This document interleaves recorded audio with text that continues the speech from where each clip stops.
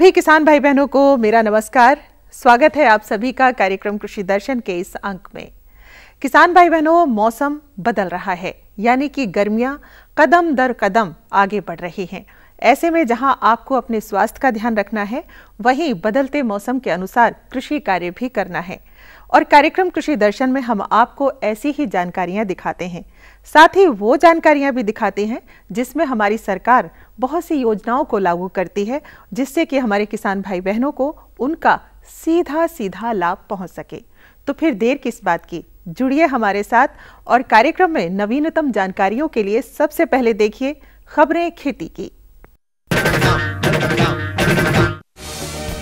इस बार वैश्विक खाद्यान्न उत्पादन रहेगा बेहतर। अब की बार बारिश की भरमार, मॉनसून करेगा किसानों को खुशहाल। इस साल प्याज का रिकॉर्ड उत्पादन। ऑनलाइन कृषि बाजार प्लेटफॉर्म पर बिना कर के बेचेंगे उपज किसान। नमस्कार, खबरें खेती की में आपका स्वागत है। मैं हूं ज्योत्सना और अब खबरें विस्तार से।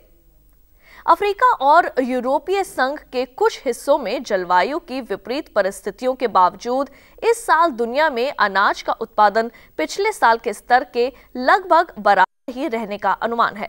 दरअसल चीन और भारत में उत्पादन में सुधार की वजह से ऐसी स्थिति बनी है। संयुक्त राष्ट्र के खाद्य एवं कृषि संगठन के एक अध्ययन के मुताबिक दुनिया में 252.1 करोड़ टन उत्पादन का अनुमान है, जो एक साल पहले के मुकाबले मामूली रूप से 0.2% कम है। लेकिन तीसरी दफा ये सबसे ज्यादा उत्पादन रहा है। भंडार के ज्यादा स्तर एवं अपेक्षाकृत कम मांग की वजह से कम अगले सीजन तक अनाज के लिए बाजार परिस्थितियां स्थिर रहेंगी। इससे दुनिया भर में अनाज की कीमतों पर दबाव बढ़ेगा, खास तौर पर बड़े निर्यातक देशों में, जिनमें भारत शामिल है। एक रिपोर्ट के अनुसार ज्यादा गिरावट दुनिया में गेहूं उत्पादन में गिरावट की वजह से हुई है और पिछले महीने में इसमें लगभग 10 मीट्रिक टन का निचले स्तर पर सुधार हुआ है और यह 712.7 टन हो गया है। देश के करोड़ों किसानों को राहत मिलने की उम्मीद है। मौसम की भविष्यवाणी करने वाली निजी क्षेत्र की कंपनी स्काईमेट ने कहा है कि 2016 में दक्षिण पश्चिम मॉनसून की बारिश सामान्य से कुछ ज्यादा यानी दीर्घावधि औसत के करीब 105% हो सकती है। इस बार मॉनसून किसानों को खुशहाली दे सकता है। लगातार सूखे की मार झेल रहे किसानों के लिए भीगे भीगे दिन आने वाले हैं। मौसम विभाग की ये भविष्यवाणी कि इस बार बारिश अच्छी होगी, किसानों के लिए खुशियों का संदेश है। दीर्घावधि औसत की तुलना में 96 से 104% बारिश को सामान्य बारिश माना जाता है।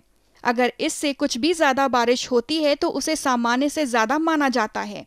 भारत में पिछले 50 साल में हुई बारिश के औसत को दीर्घावधि औसत कहा जाता है, जिसकी गणना 1951 से हो रही है। ये 889 मिलीलीटर के करीब है। सामान्य से ज्यादा बारिश होने से पेयजल के भीषण संकट से राहत मिलेगी, जिससे देश के कुछ हिस्से बुरी तरह प्रभावित हैं। इसके साथ ही इससे कृषि क्षेत्र को भी अहम लाभ होगा। पिछले कुछ वर्षों के दौरान बरसात के महीनों में प्याज के दाम अचानक तेजी से बढ़ जाते हैं, लेकिन इस साल प्याज की कीमतों में महंगाई में राहत मिलने के आसार हैं। प्याज के रिकॉर्ड उत्पादन होने से इसका भंडारण भी ज्यादा होने का अनुमान है।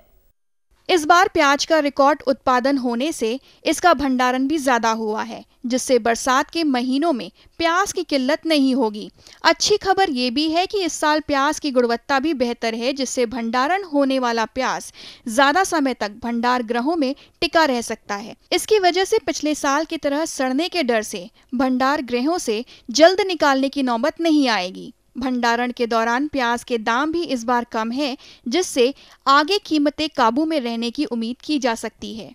राष्ट्रीय बागबानी अनुसंधान एवं विकास प्रतिष्ठान के अनुसार इस बार प्याज की पैदावार 203 लाख टन रह सकती है, जो पिछले साल 189 लाख टन के उत्पादन से कहीं अधिक है। प्रधानमंत्री नरेंद्र मोदी ने कल ऑनलाइन राष्ट्रीय कृषि उत्पाद बाजार मंच की शुरुआत की। ये देश भर में 585 थोक बाजारों को एकीकृत करेगा। कृषि उत्पादों के विपणन के लिए ई प्लेटफॉर्म की पेशकश किसानों को अपने उत्पाद बेचने के लिए अधिक विकल्प प्रदान करता है। अब किसान ई प्लेटफॉर्म के जरिए अपनी कृषि उत्पाद बिना किसी मंडी करके बेचेंगे। अगर ये योजना को ठीक से क्रियान्वित किया गया तो इससे महंगाई में कमी आ सकती है और कृषि उपज विपणन समिति अधिनियम के कुप्रभाव खत्म हो जाएंगे। भोपाल, कोटा और सिरसा मंडी उन 21 थोक मंडियों में शामिल हैं जिन्होंने प्रधानमंत्री नरेंद्र मोदी ने ई प्लेटफॉर्म से जोड़ा है। राष्ट्रीय कृषि बाजार आपस में जुड़ी हुई मंडियां होंगी जहां कृषि उत्पाद बिना किसी मंडी कर से बेचे जा सकते हैं।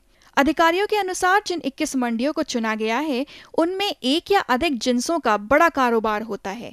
भारत में 2477 मुख्य मंडियां और 4843 छोटी मंडियां हैं जिनकी स्थापना APMC द्वारा की गई है। राष्ट्रीय कृषि बाजार के पहले चरण में 3 वर्षों के दौरान 585 मुख्य मंडियों को जोड़ने की योजना है जिसमें 200 करोड़ का निवेश होगा।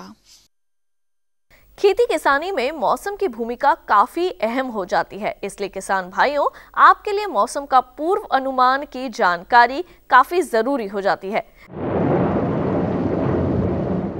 भारतीय मौसम विज्ञान विभाग के अनुसार अगले 24 घंटे में अनुमान है कि देश के ऊपरी भाग जम्मू कश्मीर, हिमाचल व उत्तराखंड के अधिकतर भागों में छुटपुट बादल छाए रहेंगे। वहीं देश के मैदानी भाग पंजाब, हरियाणा व उत्तर प्रदेश के ज्यादातर भागों में मौसम साफ रहेगा। वहीं देश के उत्तर पूर्वी भाग जैसे सिक्किम, आसाम, मेघालय व अरुणाचल प्रदेश के अधिकतर भागों में बारिश का अनुमान है। बिहार, झारखंड, छत्तीसगढ़ व ओडिशा के सभी भागों में मौसम साफ रहेगा। खेती की खबरों में आज बस इतना ही। कृषि दर्शन कार्यक्रम में और अधिक रोचक और ज्ञानवर्धक जानकारियों के लिए देखते रहिए कृषि दर्शन। नमस्कार।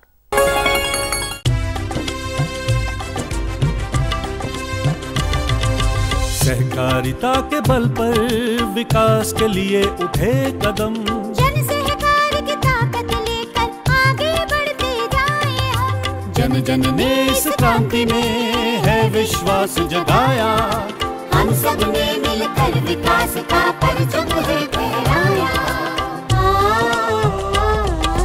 दूर जहां सूरज उगता उस धरती से मैदानों तक, हिम शिखरों की श्वेत बर्फ से हिंद महासागर तक। श्वेत क्रांति हो, हरित क्रांति या ग्राम विकास की बात, एकता ही धर्म हो अब चाहे दिन हो या रात। हिंदू मुस्लिम सिख ईसाई सबने कदम बढ़ाया, हम सब ने मिलकर जब ये अभियान चलाया। कृषि मंत्रालय भारत सरकार द्वारा जनहित में जारी। ये लो और बताओ। बस। अरे ये क्या भैया जी, बस इतनी सी रासायनिक खाद? किसानी छोड़ रहे हो क्या? किसानी नहीं, नादानी छोड़ रहे हैं। मिट्टी की जांच कराई है। अब तो लालाजी जितनी जरूरत है उतने ही उर्वरक खेत में डालेंगे। हाँ, किसान भाई आज ही अपने जिले की नजदीकी भूमि परीक्षण प्रयोगशाला में मिट्टी की जांच जरूर करवाएं और मिट्टी में पोषक तत्व, नमी व पौधे के विकास को देखते हुए केवल जरूरत के अनुसार ही पोषक तत्व डालें। और हाँ, मिट्टी में गंधक, जस्ता, बोरोन जैसे सूक्ष्म पोषक तत्वों का पता लगाना भी न भूलें। उर्वरक और जैविक खाद के सही उपयोग से भूमि का उपजाऊपन बनाए रखें, उत्पादकता बढ़ाएं, खर्चा घटाएं और बहुमूल्य विदेशी मुद्रा बचाने में भी सहयोग दें। और हाँ, धीमी गति से नाइट्रोजन उपलब्ध कराने वाले उर्वरकों जैसे नीम लेपित यूरिया को प्राथमिकता दें और यूरिया का पत्तों पर छिड़काव करें। अरे वाह, तू तो सचमुच समझदार हो गया रे। अधिक जानकारी के लिए संपर्क करें जिला कृषि अधिकारी या किसान कॉल सेंटर। किसान भाई बहनों, आप हमारे कार्यक्रम को लगातार देखते हैं, बड़े मन से देखते हैं और इस बात का पता हमें तब लगता है जब आपकी बहुत सारी चिट्ठियां और ईमेल्स हम तक पहुंचते हैं। और आज है शुक्रवार के दिन आपको रहता है इंतजार अपने खतों के जवाब लेने के लिए। तो फिर आज भी हमने अपने स्टूडियो में आमंत्रित किया है अपने वरिष्ठ कृषि वैज्ञानिकों को। तो आइए जानते हैं आपके खतों के जवाब। और जवाब दे रहे हैं प्रधान कृषि वैज्ञानिक डॉक्टर राम आश्रय। नमस्कार, आपकी चिट्ठी आपके ईमेल अंक में आप सभी का स्वागत है। आज है शुक्रवार और आपके चिट्ठी पत्रों को हम करेंगे शामिल अपने कार्यक्रम में और हमारे कृषि विशेषज्ञ करेंगे आपकी हर समस्या का समाधान। और आज हमारे साथ मौजूद हैं जाने माने प्रधान वैज्ञानिक डॉक्टर राम आश्रय जी। आपका बहुत बहुत स्वागत है। और पहला पत्र हमारे पास आया है मनोज शर्मा जी का, और ये लिखते हैं कि मैं हल्दी की खेती और सफ़ेद मूसली की खेती करना चाहता हूँ, इसके बारे में विस्तार से जानकारी दें। और ये लिख रहे हैं श्री गंगानगर राजस्थान से। हल्दी की खेती और मूसली, सफ़ेद मूसली दोनों ही बहुत ही अच्छी फसलें हैं। खासकर इनसे आपका जो भी उत्पाद आता है उसमें कीमत अच्छी मिल जाती है। और अगर एक विविधीकरण की बात करें कृषि में, तो वहाँ भी कहीं न कहीं से फ़ायदा होता है कि अगर हम गंगानगर राजस्थान का जिनका क्षेत्र है, यहाँ पर कुछ बागवानी वाली फसलें काफ़ी होती, खासकर गंगानगर क्षेत्र में किन्नौ काफ़ी मशहूर है। और अगर आप इसी क्षेत्र में मूसली और हल्दी करना चाहते हैं तो निश्चित तौर पर आप कर सकते हैं। हाँ, लेकिन मैं आपको एक सलाह दूँगा कि मूसली की बजाय आप हल्दी को अधिक तरजीह दें। हालांकि आपका काफ़ी रेतीला और गर्मी वाला इलाका है, लेकिन यहाँ पे हल्दी की खेती की जा रही है। यहाँ के किसान काफ़ी कर्मठ और काफ़ी उन्नतशील प्रगतिशील किसान हैं। इन्होंने अपनी तरीके से यहाँ इस क्षेत्र में हल्दी की खेती शुरू की है।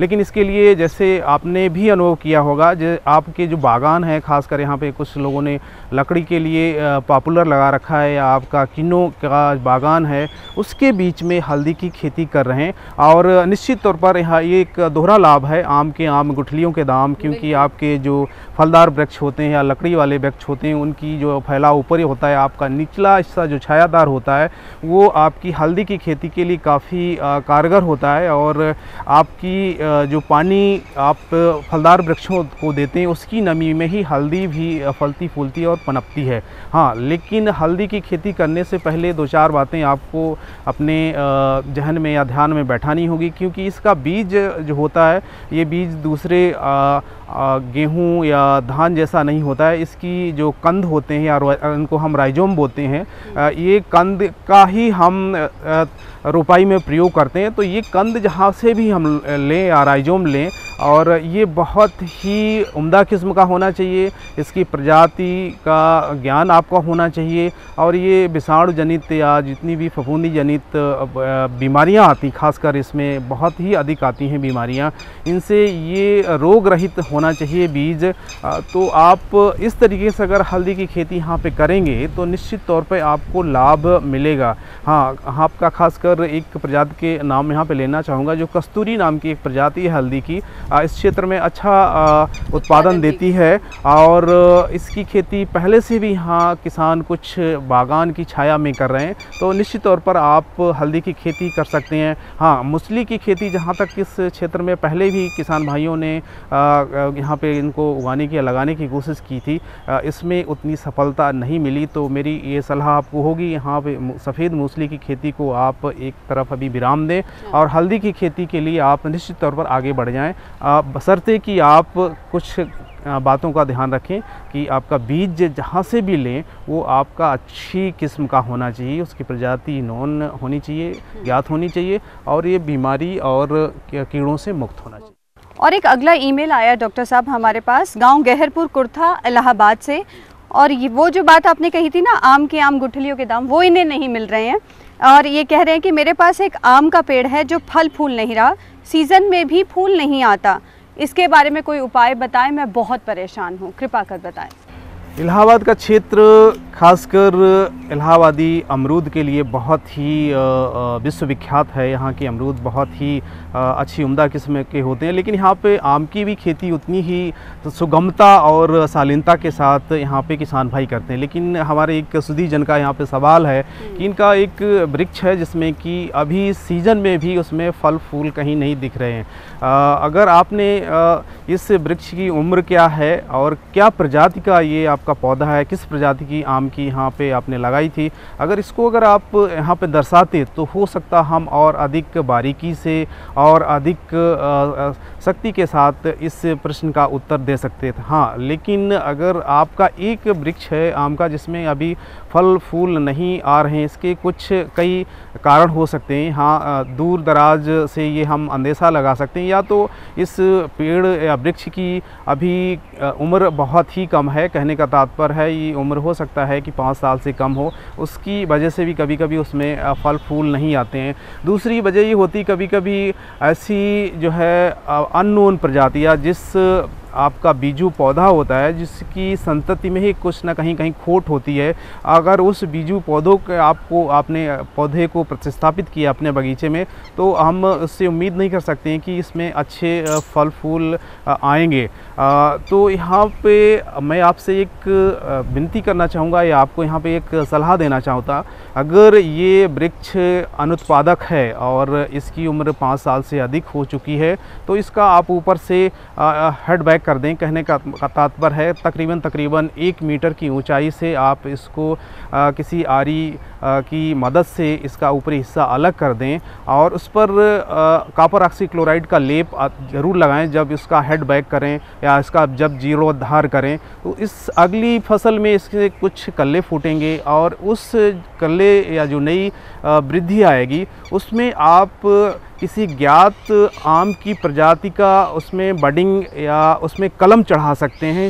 इस तरीके से अगर आपका ये वृक्ष है, इसमें समय को आप हासिल करते हुए, कहने का तात्पर्य है जितना वक्त आपने इस वृक्ष को बड़ा करने में लगाया, अगर उस समय को कुछ आप बचाना चाहते हैं तो इसका जीर्णोद्धार करते हुए इसमें ज्ञात प्रजाति की कलम का आप इसमें चश्मा चढ़ा दें और इस तरीके से इस वृक्ष का आप जीर्णोद्धार कर सकते हैं। और हाँ, आप ये भी कर सकते हैं, इलाहाबाद में आपका एक संस्थान है, यहाँ पे कृषि महाविश्वविद्यालय भी है, यहाँ पे भी आप ले जाके आप यहाँ की इसकी टहनियाँ हैं या वहाँ से कोई विशेषज्ञ है उसको ले जाके भी इसको दिखा सकते हैं क्या इसकी वजह है। तो हो सकता है वो आपको और अधिक सटीक जानकारी और सटीक उत्तर आपको दे पाएँ कि इसकी वजह क्या है कि इसमें फल नहीं आ रहे हैं, फूल नहीं आ रहे हैं, जबकि इसमें समय चल रहा है आम की फसल का।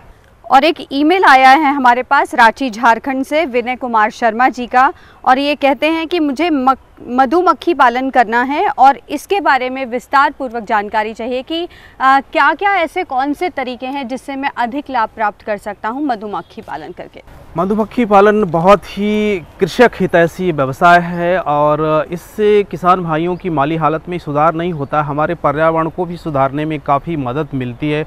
और यूँ कहें कि कोई भी ऐसी फसल नहीं है जिसकी संगति में अगर मधुमक्खी आती है तो उसकी उपज में बढ़ोतरी होती है, इजाफा होता है। मिसाल के तौर पर हम किसी फल वृक्ष का नाम लें, उसमें मधुमक्खियाँ वहाँ से हनी कलेक्शन करती हैं, मकरंद इकट्ठा करती हैं। इस प्रक्रिया में उनके द्वारा कहीं न कहीं परागण में मदद मिलती है फल वृक्षों को, या हमारी दूसरी जो है खाद्यान्न फसलें हैं या सब्जियां हैं और फूल हैं, इन सब को हष्ट पुष्ट रखने में मधुमक्खियों का बहुत बड़ा योगदान है। हाँ, अब सीधे आपके प्रश्न पर आते हैं कि मधुमक्खी पालन की विस्तृत जानकारी आपको चाहिए। निश्चित तौर पर आप मधुमक्खी पालन कर सकते हैं, खासकर रांची का इलाका है, ये मधुमक्खी पालन के लिए बहुत ही अच्छी जलवायु वाला इलाका है। और जहाँ तक कि आपको इसकी बृहत्ता के बारे में मैं यहाँ पे कहूँ कि अगर आप एक अच्छा व्यवसाय करना चाहते हैं तो तकरीबन आपको 2.5 लाख रुपए शुरुआत में लगाने होंगे